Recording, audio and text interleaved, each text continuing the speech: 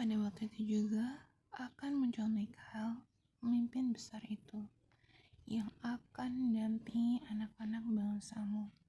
Dan akan ada suatu waktu kesesakan yang besar, seperti yang belum pernah terjadi sejak ada bangsa-bangsa sampai pada waktu itu. Tapi pada waktu itu bangsamu akan terluput, yakni barang siapa yang dapati namanya tertulis dalam kitab itu.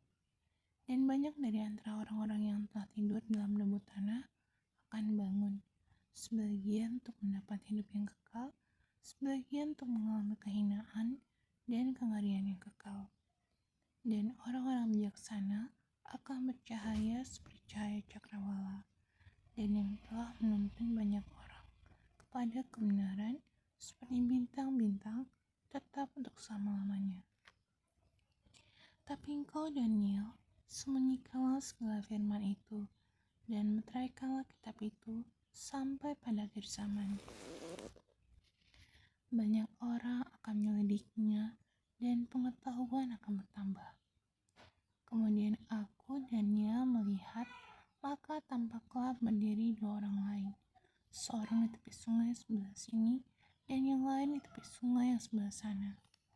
Dan yang seorang bertanya kepada mertakan kanan yang ada di sebelah atas air sungai itu, "Bilakah hal yang ajaib ini akan berakhir?"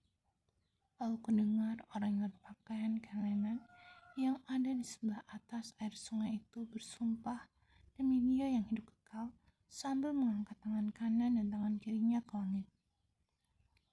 1 masa dan 2 masa dan setengah masa. Dan setelah berakhir kuasa perusak bangsa yang kudus itu, maka segala hal ini akan digenapi.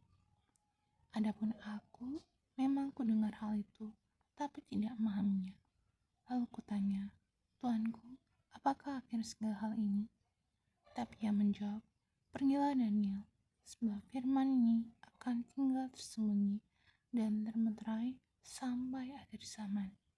Banyak orang akan disucikan dan dimurnikan dan diuji, tapi orang-orang fasik akan berlaku fasik. Tidak seorang pun dari orang fasik itu akan memahaminya, tetapi orang-orang bijaksana akan memahaminya.